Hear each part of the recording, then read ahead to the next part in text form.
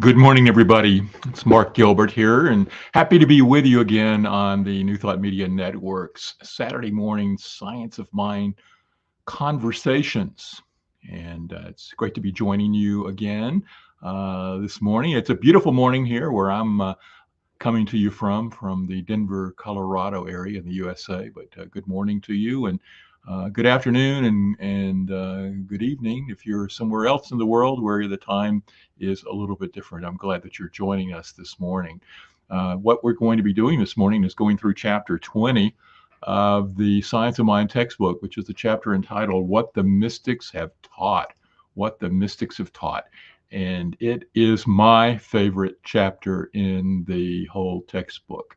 And before we jump into it, I want to give you I like always giving a little orientation to the layout of the Science of Mind textbook. I do this in classes I teach, and people say, I wish somebody had pointed this out to me because it makes such logical sense. But if you look at the textbook, and before we jump into chapter 20, and just to give you an overall flow of the book, the first four parts of an introduction give you the outline of the philosophy of Science of Mind. So that's, the thing itself, the way it works, what it does, and how to use it, which is often what's covered in many of our communities in the first month of the year. When we go back to basics, we go through that introduction just to make sure everybody is anchored in the truth of the philosophy of Science of Mind and what it teaches.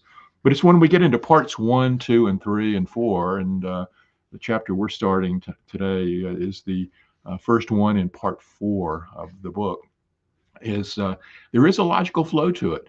And part 1, which is called The Nature of Being, and it covers the basics of the philosophy. So it's after you've had the introduction, you've got these chapters that are giving you the outline of the practical nature of Science of Mind tied to its mystical nature. So it's an introduction, a deeper introduction than the intro to the philosophy of Science of Mind. But one of the things that's wonderful about this philosophy is it's practical, and in fact, it's often called, practical mysticism because it has its mystical aspects, but it has a practical side for our interaction with the physical and material world. And so the actual part 1 is getting into outlining the basics of the philosophy, the power of our thinking and how we can change our manifest world through the reorientation of our thinking. Part 2 actually gets into, and part 3, part 2 and 3 are actually about the practical aspects, but it flips it into two sides. Part 2 is an outline of how to do spiritual mind treatment by the power of thought, the power of prayer, what all that means. So part 2 of the book is really taking the key concepts that were in part 1, the overview of the philosophy, its basics, and putting it into practical application by outlining the how to use it aspect from the theory. So part 2 is still in theory, but is shifting into the practical side. And then part 3, which is the practice of spiritual mind treatment, takes it down to the real practical aspect of how do you do affirmative prayer, how do you use the prayer for your own material world needs and desires. And then you get to part 4, which is my favorite part of the book, is because we've gone through the basics, we've gone through trying to apply it into the material world and our spiritual world, tying the two together. And then part 4 is really about the uh, getting into the mystical aspects of it. It's turning our eyes higher to the divine and to God, and anchoring ourselves in a greater awareness of our oneness. And so it's really that mystical aspect of it. And there's several chapters in this section which gets into some of the more key concepts that you need to know from a mystical standpoint. But there's also there is this recognition that we're really more than these physical beings, that our real truth lies in realms and dimensions that are beyond here. And so that's where this chapter really starts. It's been slipping the mystical side in all through the book. And this is the first chapter where we really sort of like turn our eyes and attention upward and more focused into the divine, into God, and start looking at how can we learn and grow from the mystics. The next couple of chapters that come after this really then get even further into that, exploring the concepts of the Christ consciousness and the fact of our immortality and what that means.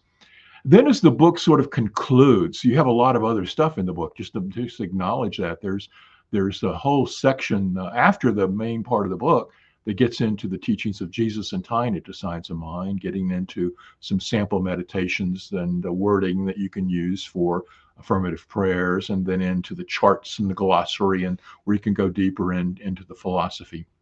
So what we're going to be looking at is chapter 20. Chapter 20 is what the mystics have taught. You can see the banner I'm highlighting this. I want you to share your name and location in the comment field. Those of you who are joining us this week, I love to see who's here and who's on board with it. I hope that this is a great conversation with you, and I encourage you, not only after you share your name and location, would be to in any of the conversations or points that we're going through, to be sure to jump in and answer some of the questions I'm going to throw at you, and also question me on some of the stuff that I'm saying if there's something you want me to say more about. So again, of those of you joining, be sure to drop your name and location in the chat. Shay from Colorado, yeah, good to have you again, Shay. I enjoy your comments last time I was on the program, and glad that you're here with us this morning, and blessings to you as well. As we look at this chapter, it's interesting. I want to also give you sort of a structure. I love looking at things and dividing it up and like making a little map out of it and figuring out how it works, and then putting it back together and seeing the whole picture in one way. In this particular chapter 20, there is an opening section called "What is a Mystic?" And in fact, in this section, I think they get at two questions in this one section, which is, what is a mystic? And then it differentiates what's a mystic versus a psychic, because we oftentimes think about, the psychics in our lives, and or psychics that we've read about or through the media. And what's the difference in the information that's gleaned between a mystic and a psychic? And that's in that first section. So what's a mystic and what's the difference in a mystic and a psychic? It's all in that first section. The rest of the chapter then dwells on grouping concepts of what mystics through time have identified as the truths of the universe. Those people who have tied into the mystical truths and have come back and reported to others as to what is going on in this wonderful universe in which we live and move and have our being. What is the underlying truths that have been found through mystics? And every person who's done a mystical experience has touched into these, and you can see common threads. And that's what Holmes has done. He's gone back and read the mystics. And in a sense, this is like taking one aspect of the science of mind, where he created the philosophy by reading science, religion, philosophy, reading all the great wisdom traditions where we can have knowledge, and pulled it together into a practical philosophy that we could use. But in this particular chapter, he's taken that same thing and said, okay, of all the people who have been mystics through the years and through time, what has been the consistent truths that these mystics have pointed out to us? This particular chapter, to me, also is so much in alignment with what the work that Aldous Huxley did in the early part of the 20th century, where he went through trying to find the common teachings within faiths and religions. And he wasn't looking for the dogmatic aspects of the religions, but he was looking for the underlying messages of truth that were embedded in all of the major faiths of the world. And in that book, Huxley takes a lot of quotes from lots of spiritual text and brings them together and shows common characteristics. And if you go and read that, I don't want to dwell on Huxley this morning, but what I want you to know is that what he did when he read that, he was looking at the mystical aspects of the religions and faiths, and that's the same thing that Holmes has done. Has gone back and look at the mystics themselves and what they were saying. And so, what has the mystics said? Well, the rest of the chapter breaks down into 5 areas, 5 topics that mystics through time have outlined for us are the underlying truths.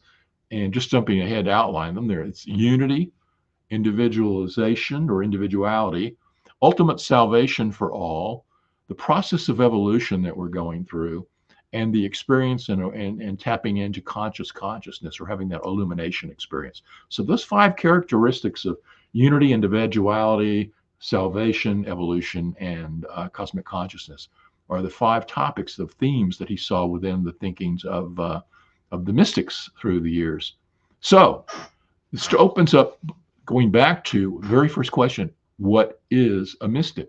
What is a mystic? Now, encouraging everybody who's watching, again, like Shay a moment ago, if you're watching, drop your name and location into the comments fields, and as it pops up here on the side, I'll bring it up and acknowledge you all as here. But I really want you to also interact with me and dialogue with me on the topics that we're going through this morning. So, what is a mystic? What is a mystic? Now, Holmes describes this right off the bat in the very first pages of this chapter. He says, a mystic's not a mysterious person, but it's one who has a deep inner sense of life and of his unity with his whole. It's someone who has a deep sense of the inner life and their unity with the whole. And now, have you had a taste of that? I think in most of our classes, as you go through the Science of Mind teaching and the readings, and even in the stuff that is introductory and all about looking at your thoughts and beliefs and changing your thinking, all of our classes are embedded with aspects of the reaching into and developing the key aspect of mysticism. You know, all of our classes encourage spiritual practices, meditation, affirmations, affirmative prayer. And as we go through those processes of spiritual practices, all of them have a mystical aspect to them. All of them call us to turn our attention away from the world of stuff, the physical world, the material world, or the world of form, and turn it upward. And so what mystical experiences are when we turn our attention and focus away from physical things where everything looks divided and separate from one another, and we turn our attention upward into the unity of the universe, and where we start recognizing that. And it can come in various ways through spiritual practices and other ways. If you sit on a meditation cushion and you ever have an experience of divine oneness, if you ever in a flow of maybe doing a visioning process and get some information that you're wondering where it came from, if you have these experiences where all of a sudden you have these glimmers where you see deeply the unity, the underlying unity of the universe, then you were tasting and touching into the mystical experience. And it really is an aspect of all of us. It's something all of us can do. You know, when somebody first comes into the philosophy, so much of our attention is focused on, I've got this gap in my life and I'm trying to fix this problem in my life. I want a better relationship, better job, better, I'm dealing with grief or death or loss, or there's something going on in the material world. And a lot of times introductions to Science of Mind is really about orienting ourselves to changing that particular aspect. But at a certain point, these processes turn our attention, upward. And Shay, yes, I would call myself a mystic too. Yeah, it is truly upward and inward. It's upward into the divine. It's inward into ourselves. And what we're doing is shifting our focus from being out there to in here, where we know God, spirit, infinite intelligence, the thing itself flows through us. And the more that we can touch into that inner knowing of the divine and taste it so totally that we become a mystic. We become a mystic. Now, this is often what I say in relation to the so-called becoming enlightened. I remember when I first got on my spiritual path, I wanted to have these mystical experiences right off the bat. I thought if I sat on the meditation cushion and I meditated, that I would have these glimmers of these openings of experience that would, break down the walls and the veil of life and allow me to taste and touch and know oneness at such deep level. And sometimes I was frustrated, I'll be honest, because I would sit and meditate, and all I had were these crazy thoughts rolling around my mind, monkey mind stuff. And over time, I realized that it took practice. I would meditate and stop, meditate and stop, meditate and stop, because I wanted these experiences that I read about, these experiences of oneness. And what I've come to realize is that because there's an infinite variety of people experiencing life for spirit, as spirit, that we're spiritual beings who are experiencing life for the experience and creativity of spirit or God, that there's an infinite variety in which we experience life. And that infinite variety also encompasses our how we approach becoming a mystic and becoming enlightened and having these experiences of oneness. And there are people who will talk about on the cushion and that enlightened experience where the flash of light, and they were, since that point in time, their life has never changed, and et cetera, et cetera.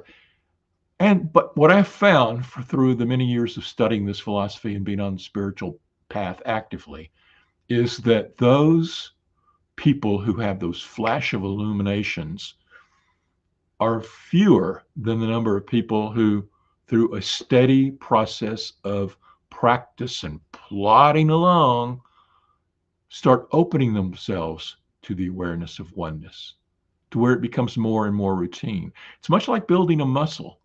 There are some people, I guess, who can lift, great weights immediately, but many of us have to develop the muscles to get the skill to lift the greater weight. And it's the same concept when we start talking about mysticism that we have to develop. We have to develop over time, for most of us, the sense of being a mystic, of being an experience of divine oneness. And so it doesn't come for most of us quickly, but it comes over time. And what I like to point out is if you look at your life now, if you've been on the spiritual path for a while and you look at what you know about oneness and the divine, and you look at what your life was, say, 5 years ago, 10 years ago, 20 years ago, you'll see that you have grown and developed a great aspect of awareness, that your daily strengthening in the oneness of life has led you to a greater way in which you look out at oneness of life. Now, if you're like most of us, you will look out at life, and there are those days where I can just see the blessedness, and I can bring love to life, and I'm so in tune with the oneness of everything that's going on around me.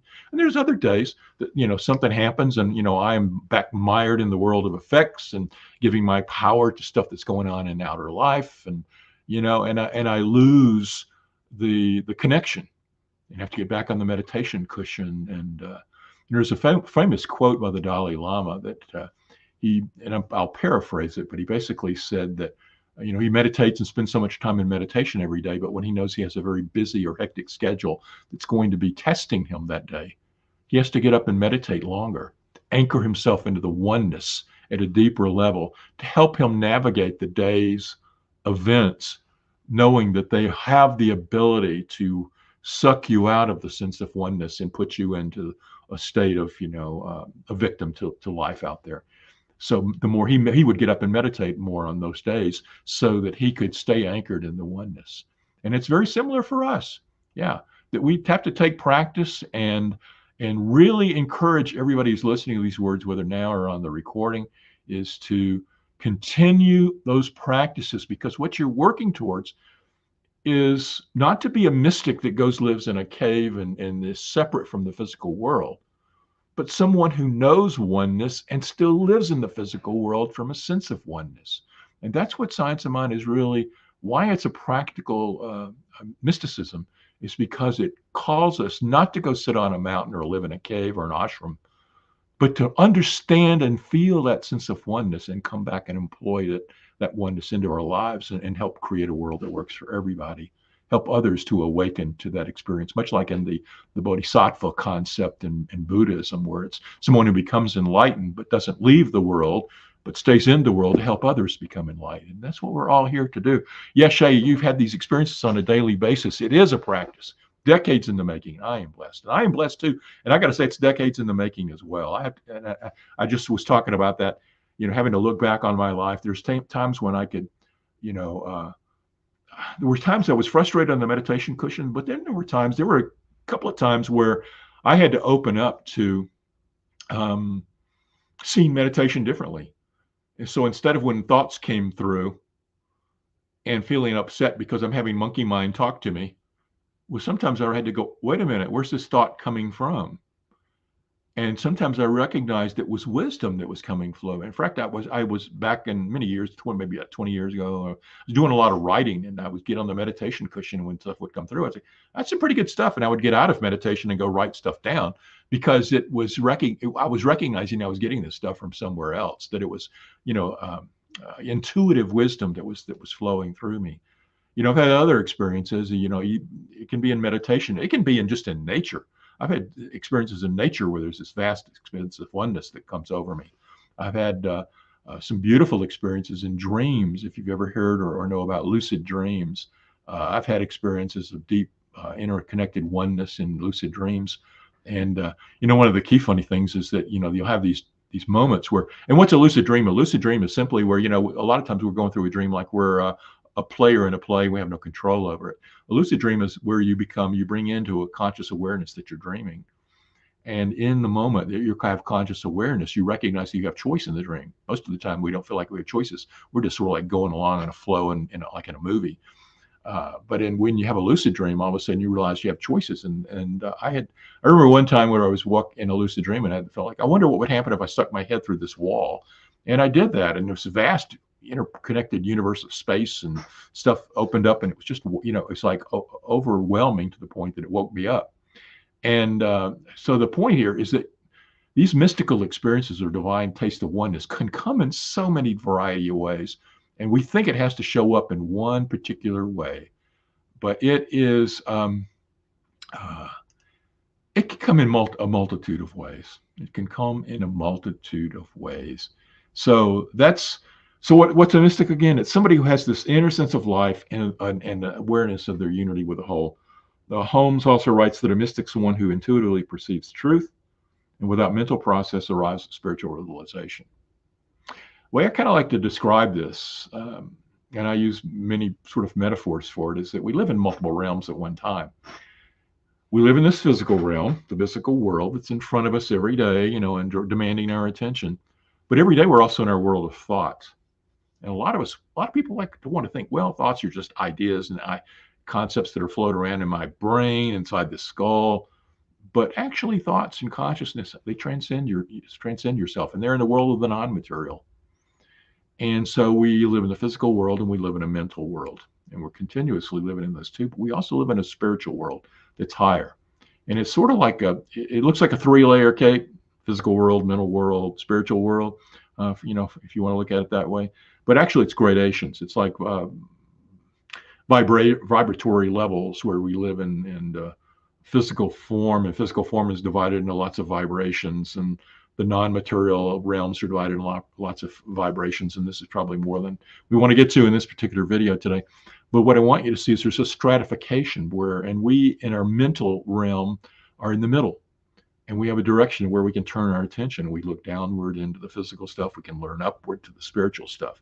And what the mystics have done is looked upward into the spiritual stuff. They've looked upward to seeing and knowing the truth that is flowing from God, Spirit, the One, down into us. This gets us into the distinction between what's a psychic and what's a mystic. And let me just bring up Mara. Good morning. Thank you for joining us from San Jose, California. I encourage you and anybody else who's watching, be sure to drop your name and location in the comment field. I've been letting that banner run just to see anybody who joins in. I would like to see where you're from, and if you're joining us live. Again, any question I throw out or comment, be sure to put a comment in the comment field, and we'll see if we can get to it, because I want this to be a dialogue. I know that I can ride along and talk the whole program, but I can have fun doing that. But I'd also want to hear from you and react off of what you're thinking about this morning in this conversation. So what's the difference between a psychic and a mystic? And it gets to that 3-layer cake, or that stratification stuff I was talking about just a second ago. That a mystic is really touching into the spiritual truths that are coming from God, and a psychic is touching into the mental atmosphere of what is going on in not only in the collective consciousness, but by looking at the tendencies of where things are going based on thoughts. It's sort of like if you can imagine that you have a bow and arrow and you're shooting an arrow and you let go of the arrow. That's sort of like, that's where the thought got released, and the arrow is traveling.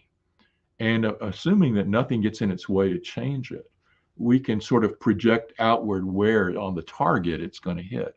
And that's sort of like what psychics do, is that they can sense the direction of the flow of thought atmosphere and the underlying beliefs of people within subjective consciousness, and feel into that stuff and see that if the trajectory of the thoughts is carried forward in the way that it is doing, that it will at a certain point lead a certain way and hit the target of life in a certain way. So what will be manifest, by the current flow of thinking on the planet, can be read by a psychic, and they also, and if they're pure and clear in their approach, can see where that thinking is leading us, and point out the direction of where humanity or your individual life is headed.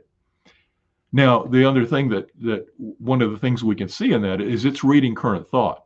And so if somebody introduces a new thought into it, a new change, it changes the trajectory of the arrow. So there's inconsistencies in psychics. They're not, they don't necessarily see the ultimate truth. What they're seeing is the direction of where things are headed based on the current thinking.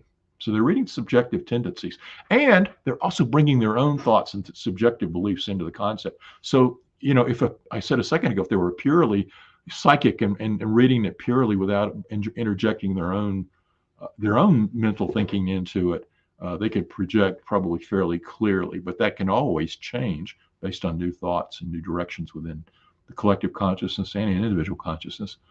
But they also can flavor it with their own thinking. So what you have is a psychic who's reading thoughts, the thought atmosphere, the collective consciousness. And so you're going to find inconsistencies. You're going to find they could have a lot. You're going to find some that are better than others. I don't know if many of you have ever had the experience of going to psychics and going to channelers and things of that nature. I've done a lot of that through my life. And let me first acknowledge some people who are here and some of the comments coming in. Abe from New Mexico and from the New Thought Men's community. Hey, Abe, great to see you here. And you're participating in your practitioner panel today. Well, congratulations on that. We know everything is going to go beautifully and smoothly, and that the panel will be a joyous experience for you to interact with the people who are serving on the panel, for them to understand and know how you know your truth at the deepest and highest levels. We just know that for you. And let's see more. Intuition and discernment and understanding the laws of the universe. Yes.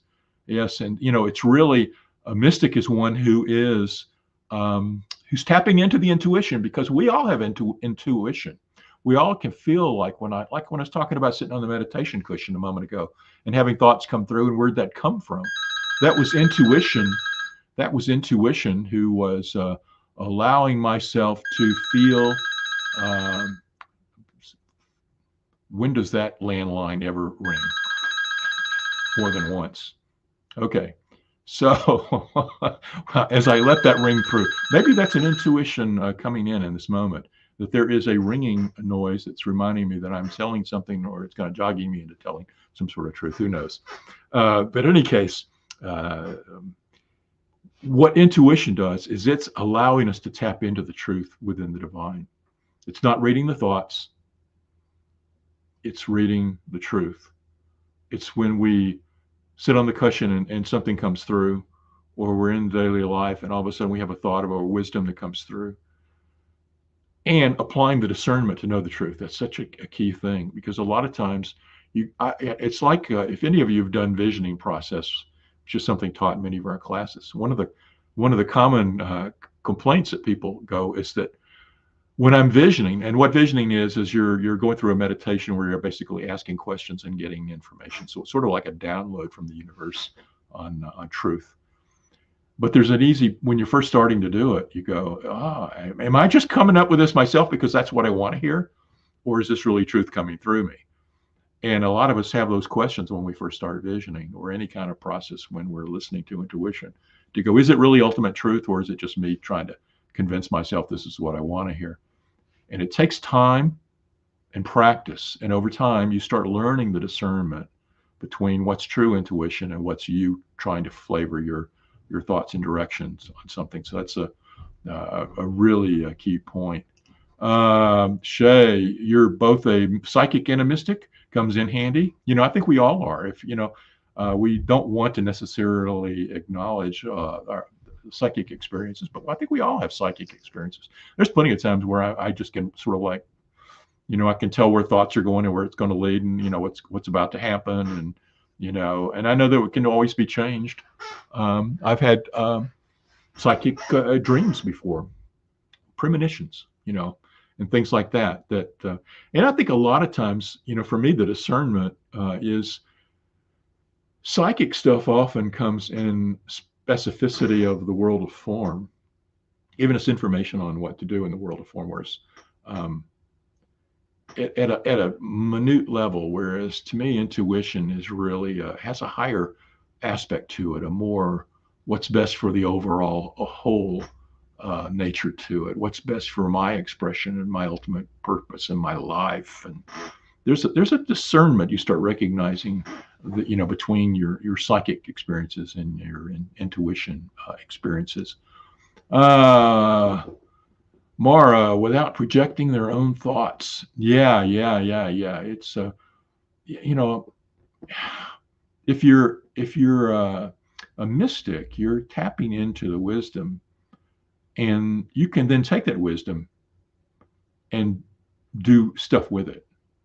But you're getting pure truth.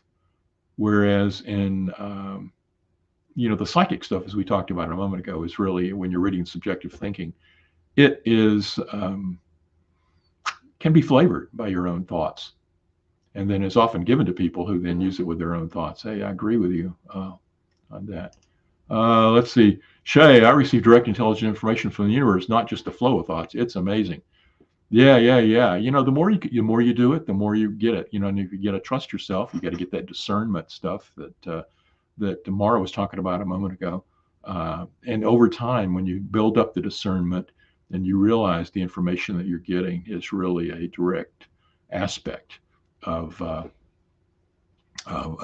so we're getting at, and let me throw a couple of comments up here.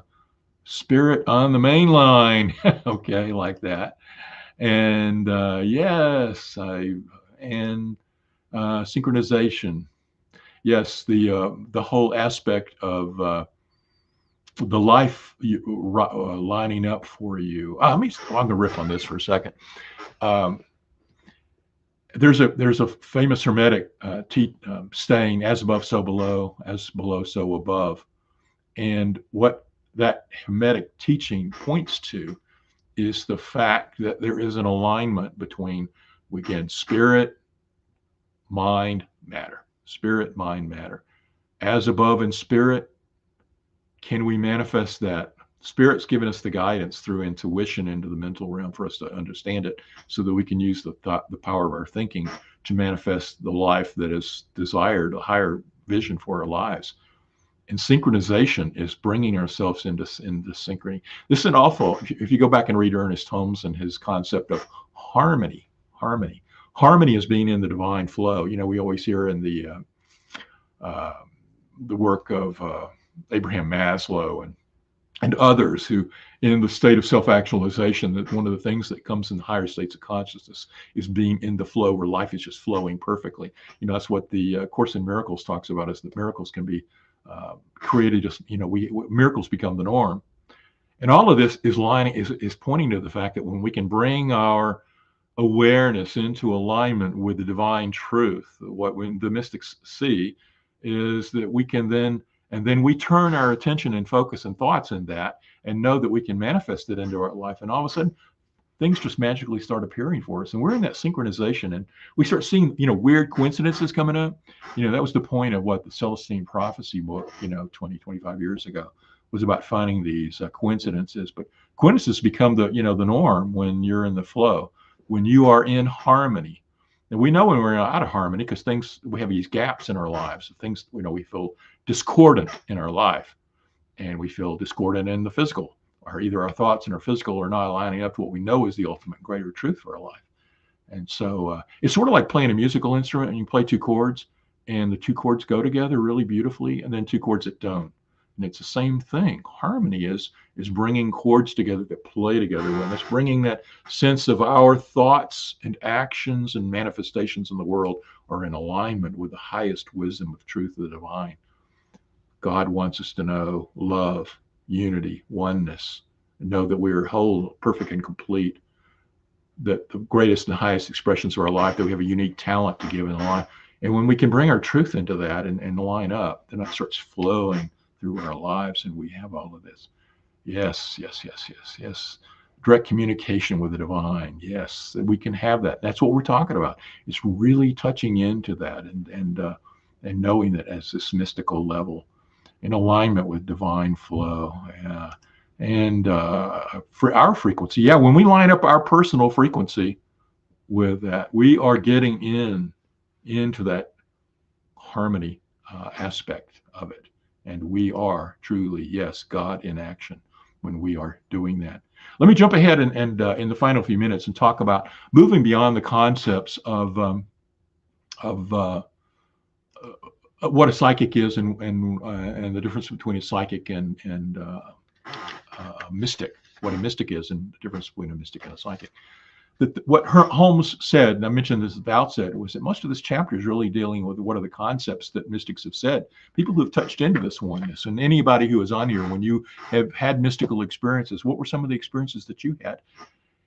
The ones Holmes said is that we have a sense of unity, that everything is one, everything is interconnected, that we have this, all of the life. We see this beautiful outplay of spirit to mind to form, and this flow, this continuous flow, and the continuous unity of interactions of everything. So that at the heart of a mystical experiences is this sense of the underlying unity of the universe, the world of form, the world of non-form, spirit, mind, body. It's all one and interplaying in a divine perfection.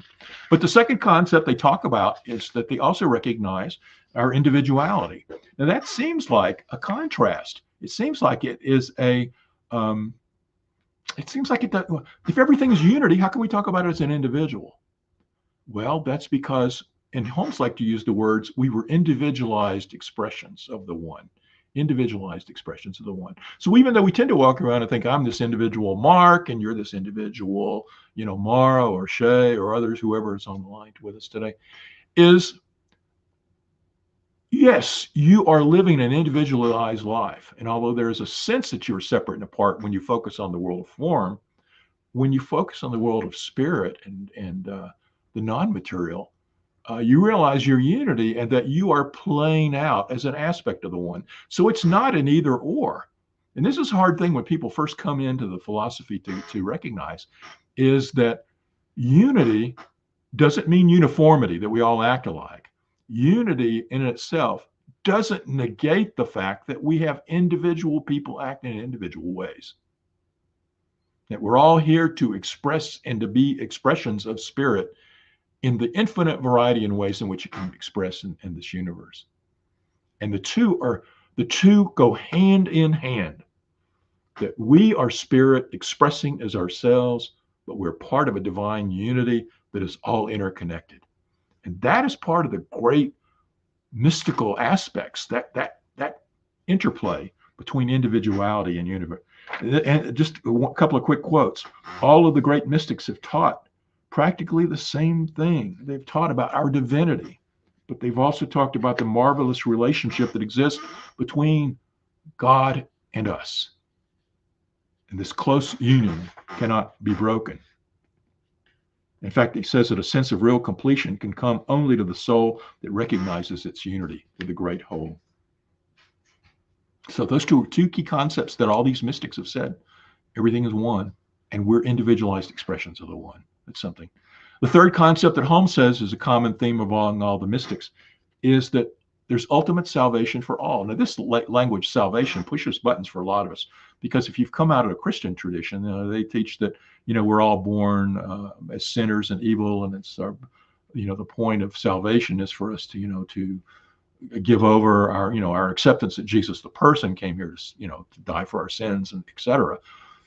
And many of us all of us who have come to the science of mind philosophy and others realize that that doesn't hold for truth for us.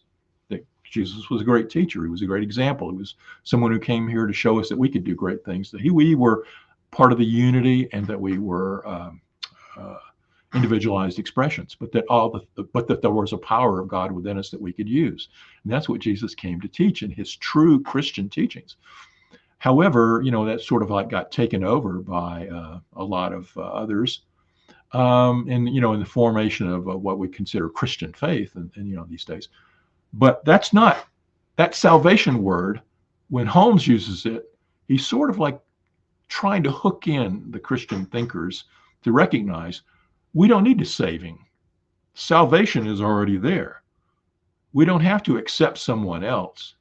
What we have to do, he says, is one of the great illuminating things which mysticism has revealed is that evil's not an ultimate reality.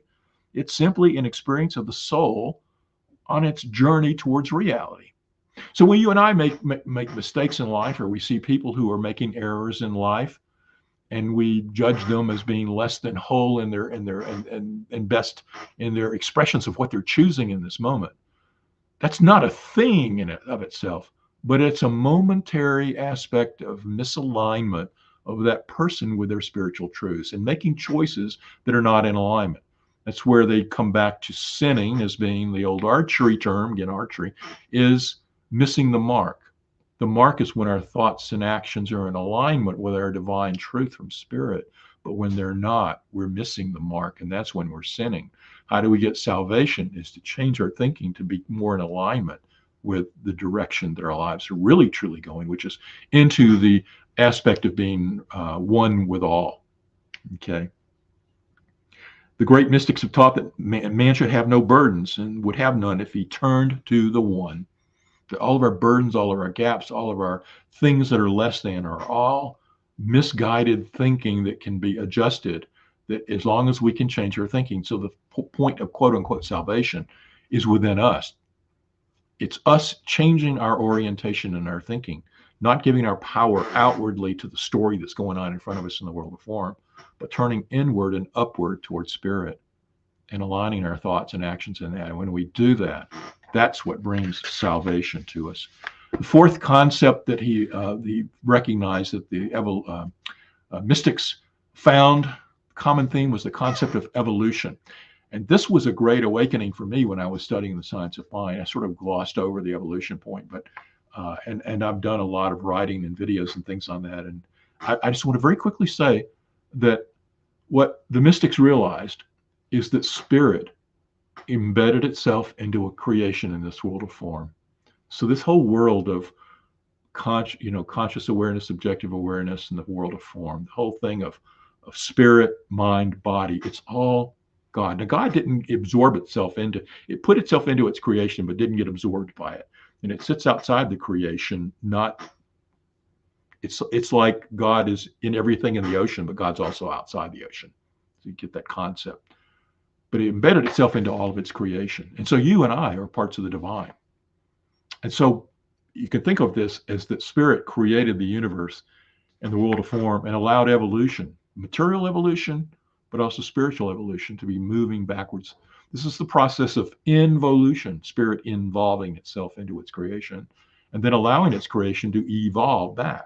And so it's a great hero's journey that these mystics have really seen, is that spirit embedded itself into us and we're returning back to spirit.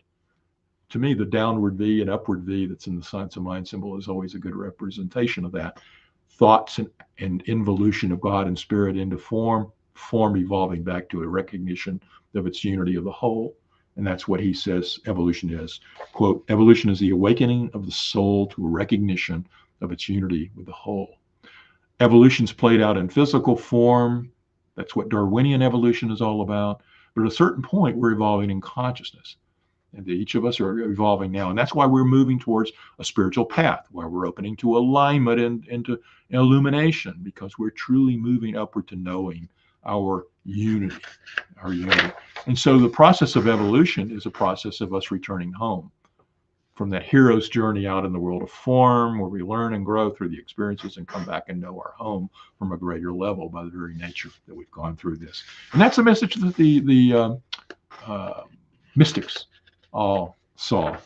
And then finally, the last one, just to give a few nods to this, is the concept of cosmic evolution, that mystics have told us that there is this illumination experience that can come to us.